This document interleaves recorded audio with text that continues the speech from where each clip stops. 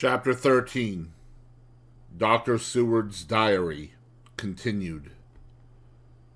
The funeral was arranged for the next succeeding day, so that Lucy and her mother might be buried together. I attended to all the ghastly formalities, and the urbane undertaker proved that his staff were afflicted, or blessed, with something of his own obsequious suavity. Even the woman who performed the last offices for the dead remarked to me, in a confidential, brother-professional way, when she had come out from the death chamber, "She makes a very beautiful corpse, sir.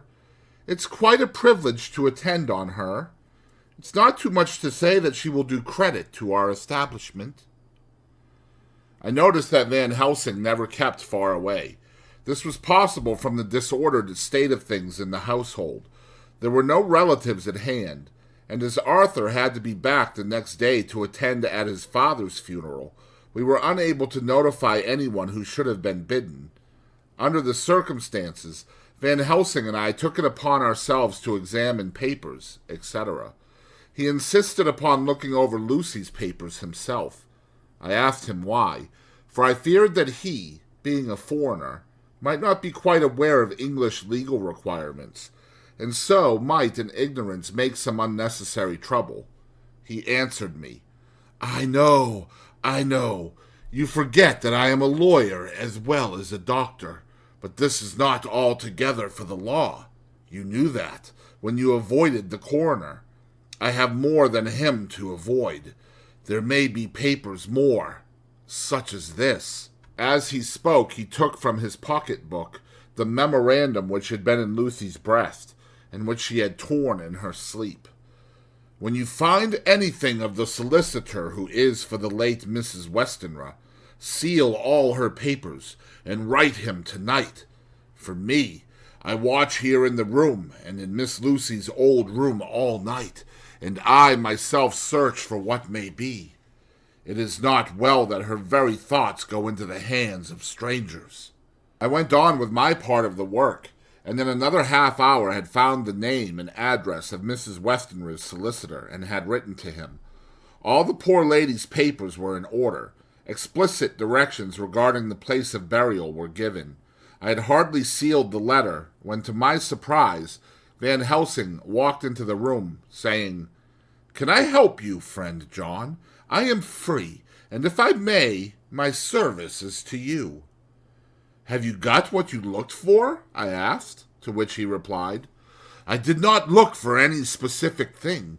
I only hoped to find, and find I have, all that there was, only some letters and a few memoranda, and a diary new begun. But I have them here, and we shall for the present say nothing of them. I shall see that poor lad tomorrow evening, and with his sanction I shall use some." When we had finished the work in hand, he said to me, "And now, friend John, I think we may to bed. We want sleep, both you and I, and rest to recuperate. Tomorrow we shall have much to do, but for the tonight there is no need of us. Alas!" Before turning in, we went to look at poor Lucy. The undertaker had certainly done his work well, for the room was turned into a small chapelle ardente. There was a wilderness of beautiful white flowers, and death was made as little repulsive as might be. The end of the winding sheet was laid over the face. When the professor bent over and turned it gently back, we both started at the beauty before us, the tall wax candle showing a sufficient light to note it well. All Lucy's loveliness had come back to her in death, and the hours that had passed, instead of leaving traces of decays effacing fingers, had but restored the beauty of life, till positively I could not believe my eyes that I was looking at a corpse. The professor looked sternly grave. He had not loved her as I had, and there was no need for tears in his eyes. He said to me, "Remain till I return," and left the room. He came back with a handful of wild garlic from the box waiting in the hall, but which had not been opened, and placed the flowers amongst the others on and around the bed. Then he took from his neck, inside his collar, a little gold crucifix, and placed it over the mouth. He restored the sheet to its place, and we came away. I was undressing in my own room when, with a premonitory tap at the door, he entered and at once began to speak. "Tomorrow I want you to bring me, before night, a set of post-mortem knives." "Must we make an autopsy?" I asked. "Yes and no. I want to operate, but not as you think. Let me tell you now, but not a word to another. I want to cut off her head and take out her heart. Ah, you a surgeon and so shocked! You, whom I have seen with no tremble of hand or heart, do operations of life and death that make the rest shudder. Oh, but I must not forget, my dear friend John, that you loved her, and I have not forgotten it, for it is I that shall operate, and you must only help.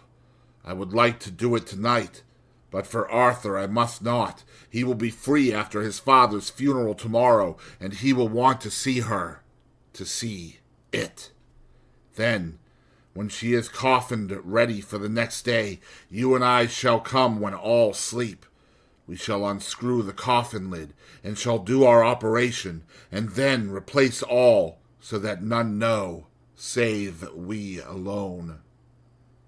"But why do it at all? The girl is dead. Why mutilate her poor body without need? And if there is no necessity for a post-mortem, and nothing to gain by it, no good to her, to us, to science, to human knowledge, why do it? Without such it is monstrous." For answer he put his hand on my shoulder, and said, with infinite tenderness, "Friend John, I pity your poor bleeding heart, and I love you the more because it does so bleed. If I could, I would take on myself the burden that you do bear, but there are things that you know not, but that you shall know, and bless me for knowing, though they are not pleasant things. John, my child, you have been my friend now many years, and yet did you ever know me to do any without good cause? I may err, I am but man, but I believe in all I do. Was it not for these causes that you sent for me when the great trouble came? Yes.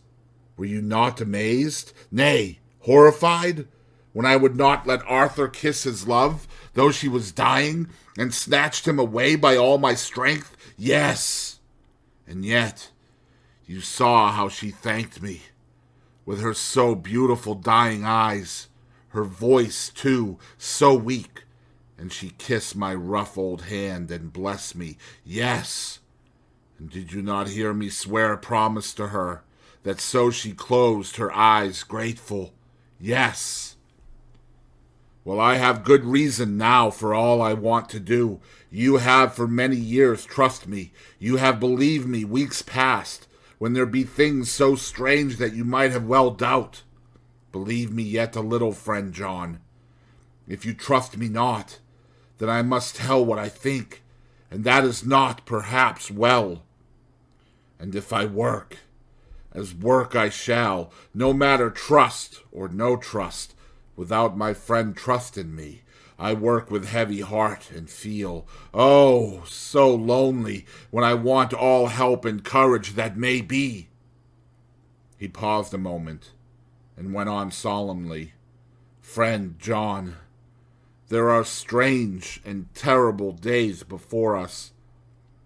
Let us not be two, but one, that so we work to a good end. Will you not have faith in me? I took his hand and promised him. I held my door open as he went away and watched him go into his room and close the door. As I stood without moving, I saw one of the maids pass silently along the passage. She had her back towards me, so did not see me, and go into the room where Lucy lay. The sight touched me. Devotion is so rare, and we are so grateful to those who show it unasked to those we love.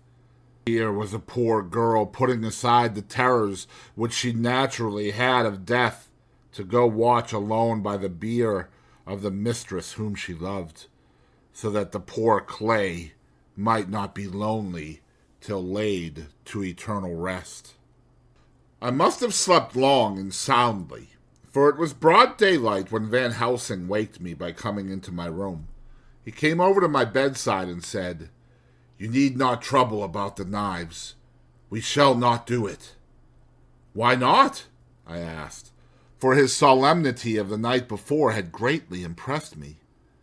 "Because," he said sternly, "it is too late, or too early. See?" Here he held up the little golden crucifix. "This was stolen in the night." "How stolen?" I asked in wonder, "since you have it now?" "Because I get it back from the worthless wretch who stole it. From the woman who robbed the dead and the living. Her punishment will surely come, but not through me. She knew not altogether what she did, and thus unknowing she only stole. Now we must wait." He went away on the word, leaving me with a new mystery to think of, a new puzzle to grapple with. The forenoon was a dreary time, but at noon the solicitor came, Mr. Marquand, of Holman's Sons, Marquand and Litterdale. He was very genial and very appreciative of what we had done, and took off our hands all cares as to details. During lunch he told us that Mrs. Westenra had for some time expected sudden death from her heart, and had put her affairs in absolute order. He informed us that, with the exception of a certain entailed property of Lucy's father's, which now, in default of direct issue, went back to a distant branch of the family, the whole estate, real and personal, was left absolutely to Arthur Holmwood.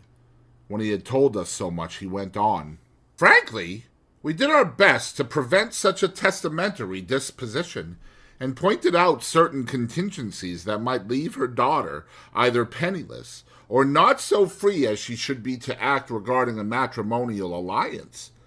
Indeed, we pressed the matter so far that we almost came into collision. She asked us if we were or were not prepared to carry out her wishes. Of course, we had then no alternative but to accept. We were right in principle, and 99 times out of 100 we should have proved, by the logic of events, the accuracy of our judgment. Frankly, however, I must admit that in this case, any other form of disposition would have rendered impossible the carrying out of her wishes.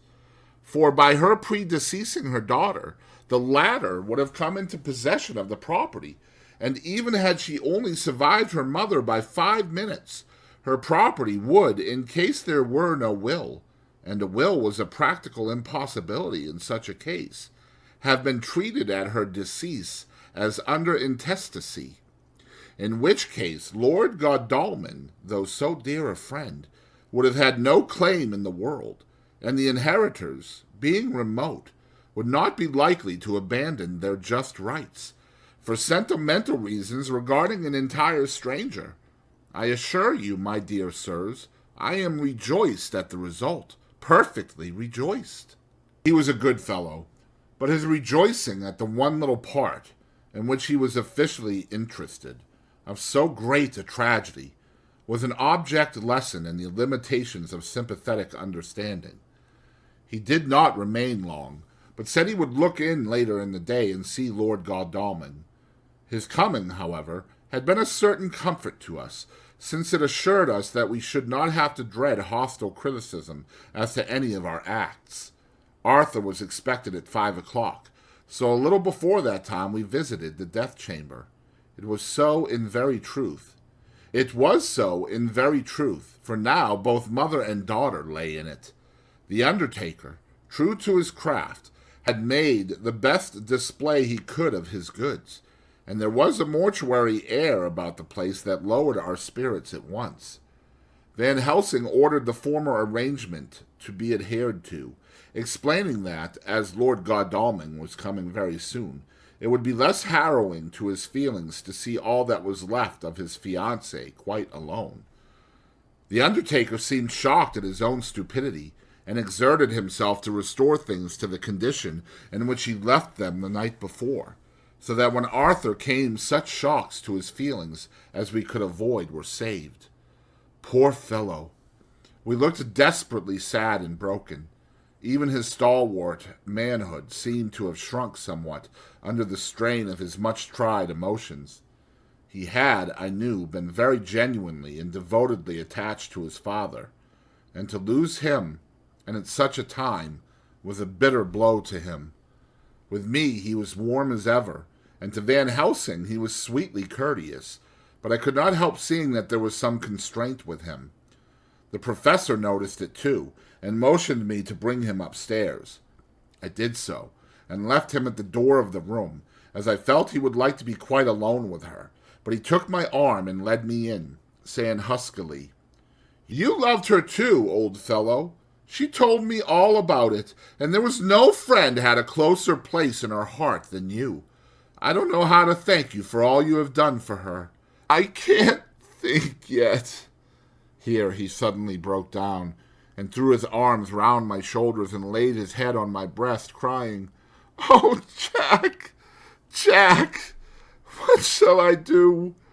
The whole of life seems gone from me all at once. There is nothing in the wide world for me to live for."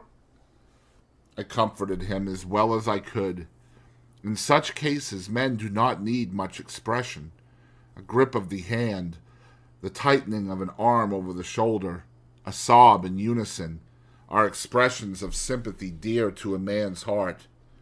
I stood still and silent till his sobs died away, and then I said softly to him, "Come and look at her." Together we moved over to the bed, and I lifted the lawn from her face. God, how beautiful she was! Every hour seemed to be enhancing her loveliness. It frightened and amazed me somewhat, and as for Arthur, he fell a-trembling, and finally was shaken with doubt, as with an ague.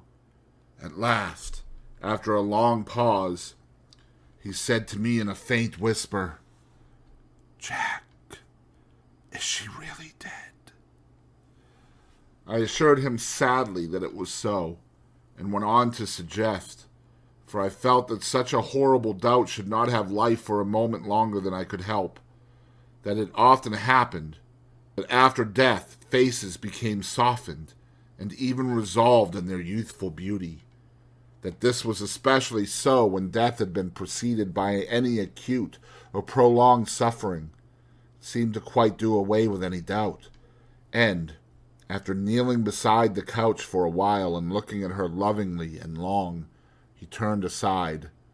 I told him that that must be goodbye, as the coffin had to be prepared. So he went back and took her dead hand in his and kissed it, and bent over and kissed her forehead. He came away, fondly looking back over his shoulder at her as he came.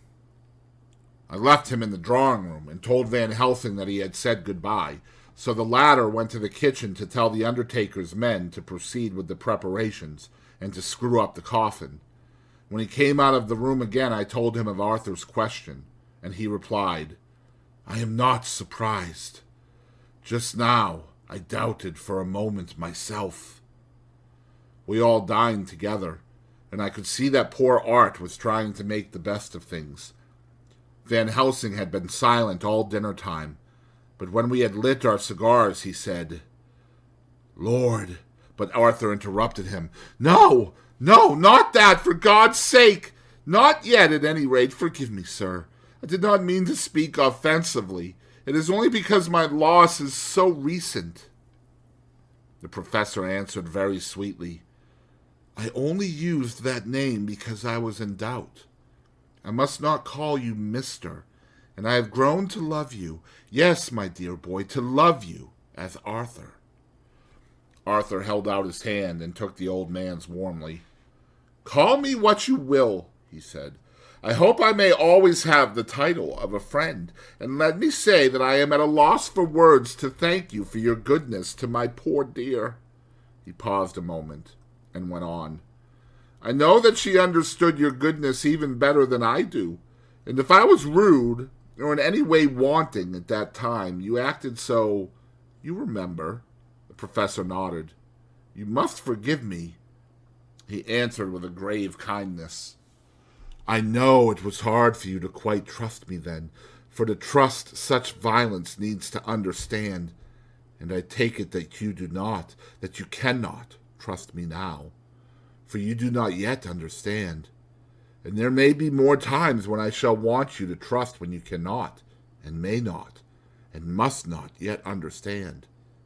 But the time will come when your trust shall be whole and complete in me, and when you shall understand as though the sunlight himself shone through. Then you shall bless me from first to last for your own sake, and for the sake of others, and for her dear sake, to whom I swore to protect. And indeed, sir, said Arthur warmly, I shall in all ways trust you. I know and believe you have a very noble heart, and you are Jack's friend, and you were hers. You shall do what you like. The professor cleared his throat a couple of times, as though about to speak, and finally said, May I ask you something now? Certainly. You know that Mrs. Westenra left you all her property. No, poor dear, I never thought of it. And as it is all yours, you have a right to deal with it as you will. I want you to give me permission to read all Miss Lucy's papers and letters. Believe me, it is no idle curiosity. I have a motive of which, be sure, she would have approved. I have them all here. I took them before we knew that all was yours, so that no strange hand might touch them, no strange eye look through words into her soul. I shall keep them, if I may. Even you may not see them yet, but I shall keep them safe. No word shall be lost, and in the good time I shall give them back to you. It's a hard thing I ask, but you will do it, will you not? For Lucy's sake? Arthur spoke out heartily, like his old self. Dr. Van Helsing, you may do what you will. I feel that in saying this I am doing what my dear one would have approved. I shall not trouble you with questions till the time comes. The old professor stood up as he said solemnly, And you are right. There will be pain for us all, but it will not be all pain, nor will this pain be the last. We, and you too, you most of all, my dear boy, will have to pass through the bitter water before we reach the sweet. But we must be brave of heart and unselfish, and do our duty, and all will be well. He slept on a sofa in Arthur's room that night. Van Helsing did not go to bed at all. He went to and fro, as if patrolling the house, and was never out of sight of the room where Lucy lay in her coffin, strewn with the wild garlic flowers, which sent, through the odor of lily and rose, a heavy, overpowering smell into the night. Mina Harker's Journal, the 22nd of September. In the train to Exeter, Jonathan sleeping. It seems only yesterday that the last entry was made, and yet how much between then, in Whitby and all the world before me. Jonathan away and no news of him, and now married to Jonathan. Jonathan a solicitor, a partner, rich, master of his business. Mr. Hawkins dead and buried, and Jonathan with another attack that may harm him. Some day he may ask me about it. Down it all goes. I am rusty in my shorthand. See what unexpected prosperity does for us? So it may be as well to freshen it up again with an exercise anyhow. The service was very simple and very solemn. There were only ourselves and the servants there, one or two old friends of his from Exeter, his London agent, and a gentleman representing Sir John Paxton, the president of the Incorporated Law Society. Jonathan and I stood hand in hand, and we felt that our best and dearest friend was gone from us. We came back to town quietly, taking a bus to Hyde Park Corner. Jonathan thought it would interest me to go into the Row for a bit, so we sat down. But there were very few people there, and it was sad-looking and desolate to see so many empty chairs. It made us think of the empty chair at home, so we got up and walked down Piccadilly. Jonathan was holding me by the arm, the way he used to in old days before I went to school. I felt it very improper, for you can't go on for some years teaching etiquette and decorum to other girls without the pedantry of it biting into yourself a bit. But it was Jonathan, and he was my husband, and we didn't know anybody who saw us, and we didn't care if they did. So on we walked. I was looking at a very beautiful girl in a big cartwheel hat, sitting in a Victoria outside Giuliano's, when I felt Jonathan clutch my arm so tight that he hurt me, and he said under his breath, "My God!" I am always anxious about Jonathan, for I fear that some nervous fit may upset him again. So I turned to him quickly and asked him what it was that disturbed him. He was very pale, and his eyes seemed bulging out, as half in terror and half in amazement. He gazed at a tall, thin man with a beaky nose and black mustache and pointed beard, who was also observing the pretty girl. He was looking at her so hard that he did not see either of us, and so I had a good view of him. His face was not a good face. It was hard and cruel and sensual, and his big white teeth, that looked all the whiter because his lips were so red, were pointed like an animal's. Jonathan kept staring at him till I was afraid he would notice. I feared he might take ill. He looked so fierce and nasty. I asked Jonathan why he was so disturbed, and he answered, evidently thinking that I knew as much about it as he did.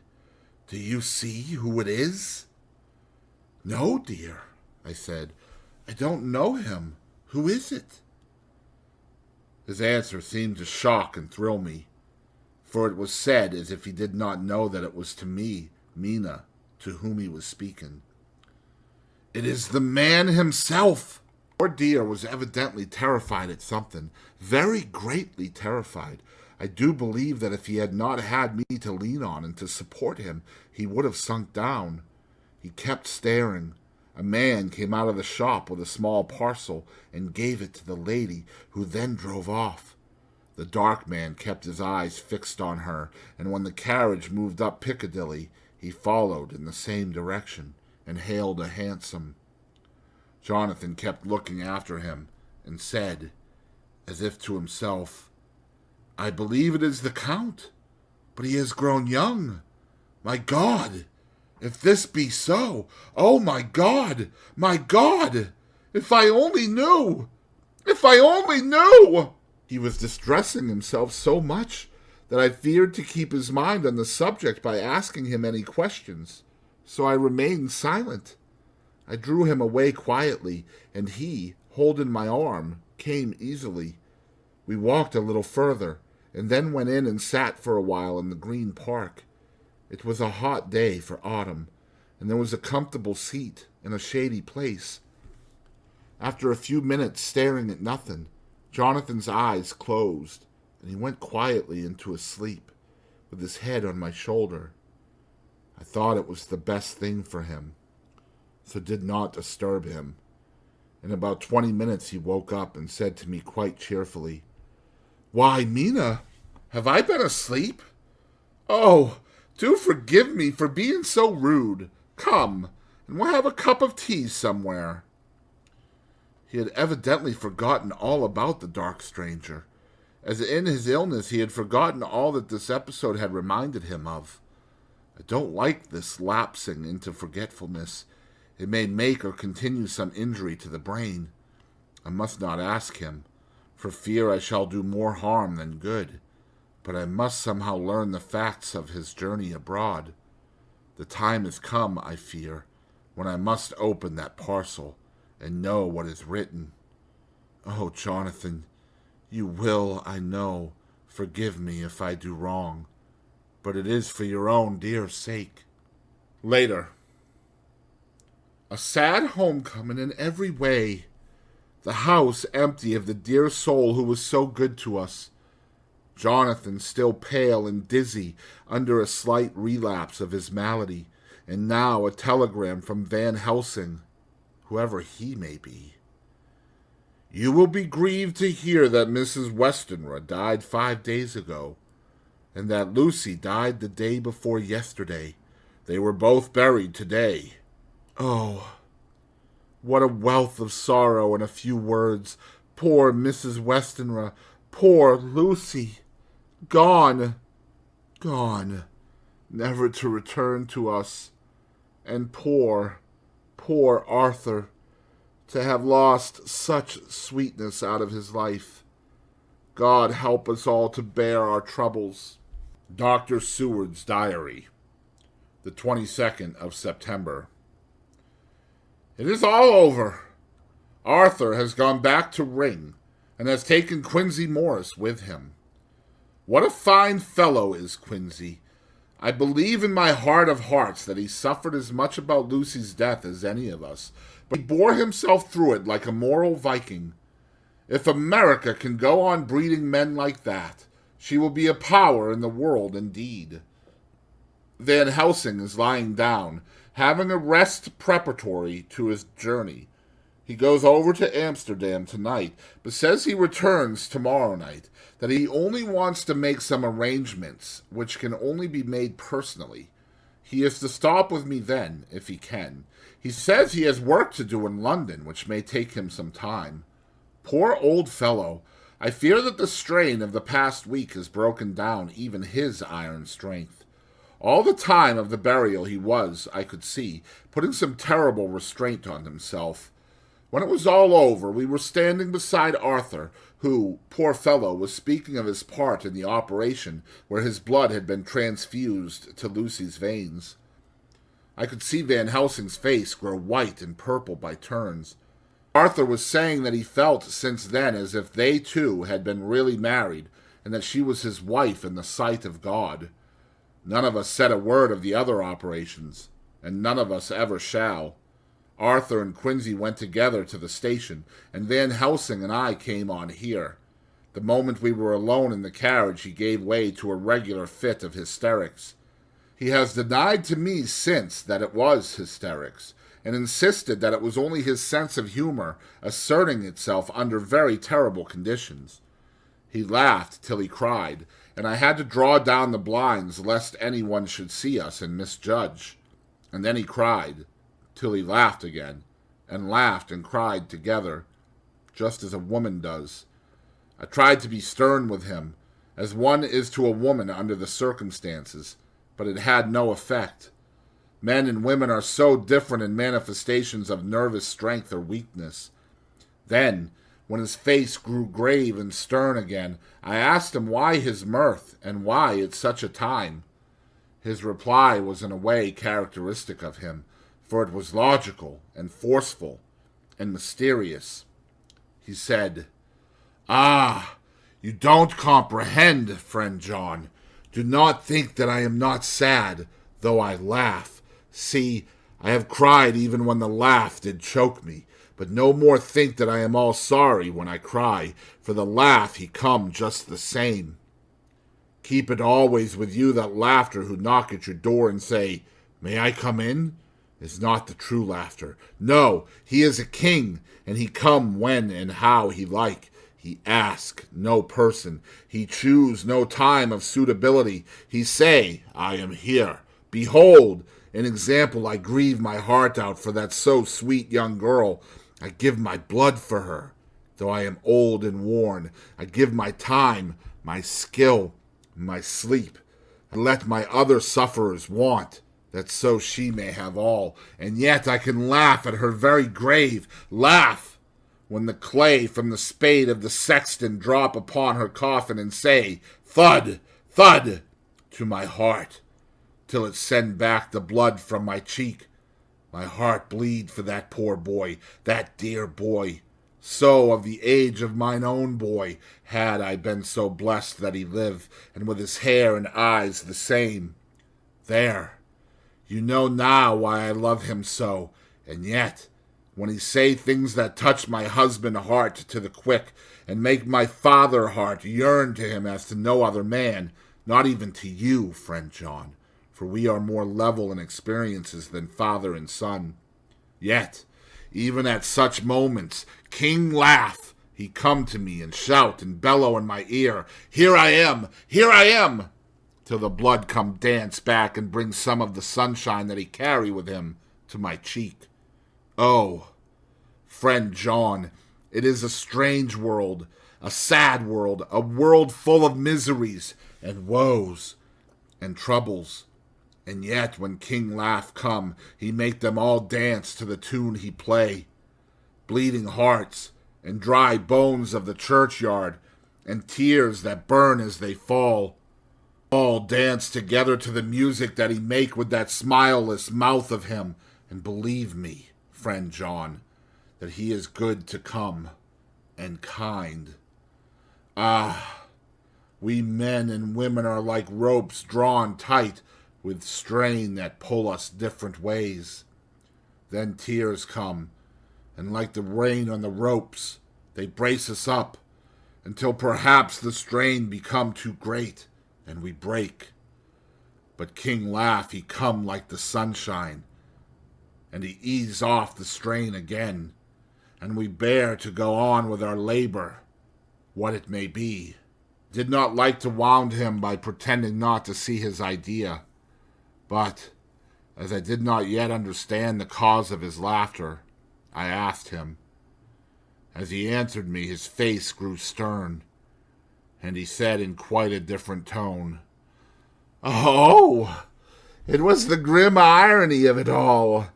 This so lovely lady garlanded with flowers that looked so fair as life, till one by one we wondered if she were truly dead.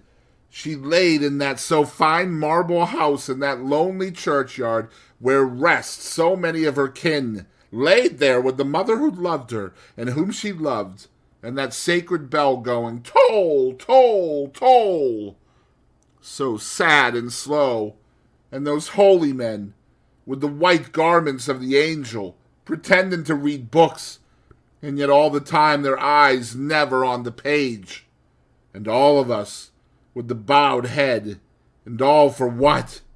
She is dead. So, is it not? Well, for the life of me, Professor, I said, I can't see anything to laugh at in all that. Why, your explanation makes it a harder puzzle than before. But even if the burial service was comic, what about poor Art and his trouble? Why, his heart was simply breaking. Just so. Said he not that the transfusion of his blood to her veins had made her truly his bride? Yes, and it was a sweet and comforting idea for him. Quite so. But there was a difficulty, friend John. If so that, then what about the others? Ho, ho, then this so sweet maid is a polyandrist, and me, with my poor wife dead to me, but alive by church's law, though no wits, all gone, even I, who am faithful husband to this now no wife, am bigamist. I don't see where the joke comes in there either, I said. I did not feel particularly pleased with him for saying such things. He laid his hand on my arm and said, Friend John, forgive me if I pain. I showed not my feeling to others when it would wound, but only to you, my old friend, whom I can trust. If you could have looked into my very heart then, when I want to laugh, if you could have done so when the laugh arrived, if you could do so now, when King Laugh have pack up his crown, and all that is to him, for he go far, far away from me, and for a long, long time, maybe you would perhaps pity me the most of all. I was touched by the tenderness of his tone, and asked why. Because I know! And now, we are all scattered, and for many a long day loneliness will sit over our roofs with brooding wings. Lucy lies in the tomb of her kin, a lordly death house in a lonely churchyard. away from teeming London, where the air is fresh and the sun rises over Hampstead Hill, and where wildflowers grow of their own accord. So I can finish this diary, and God only knows if I shall ever begin another. If I do, or if I even open this again, it will be to deal with different people and different themes. For here at the end, where the romance of my life is told, ere I go back to take up the thread of my life work, I say sadly, and without hope, Finis. The Westminster Gazette, the 25th of September. A Hampstead Mystery. The neighborhood of Hampstead is just at present exercised with a series of events which seem to run on lines parallel to those of what was known to the writers of headlines as the Kensington Horror, or the Stabbing Woman, or the Woman in Black. During the past 2 or 3 days, several cases have occurred of young children straying from home or neglecting to return from their playing on the heath. In all these cases, the children were too young to give any properly intelligible account of themselves. The consensus of their excuses is that they had been with a bloofer lady. It has always been late in the evening when they have been missed, and on 2 occasions the children have not been found until early in the following morning. It is generally supposed in the neighborhood that, as the first child missed gave as his reason for being away that a bloofer lady had asked him to come for a walk, the others had picked up the phrase and used it as occasion served. This is the more natural, as the favorite game of the little ones at present is luring each other away by wiles. A correspondent writes us that to see some of the tiny tots pretending to be the bloofer lady is supremely funny. Some of our caricaturists might, he says, take a lesson in the irony of grotesque by comparing the reality and the picture.